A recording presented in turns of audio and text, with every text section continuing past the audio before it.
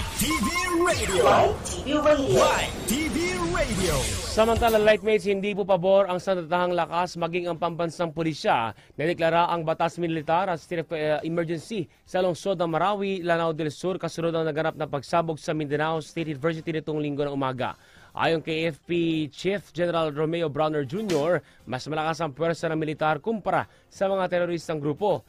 Naniniwala po ang AFP na wala ng kapasidad ang mga terorista na maglunsad ng mga pag-atake na katulad ng Marawi Siege. Habang tutol din ng Philippine National Police na ideklara ang state of emergency sa lungsod.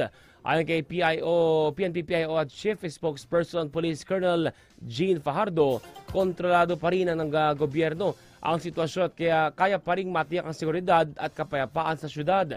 Nadagpa ng PNP na walang dapat ikatakot ang publiko dahil patuloy pa rin daw ang kanilang pagtugis sa mga nasa likod ng krimen. Newsline.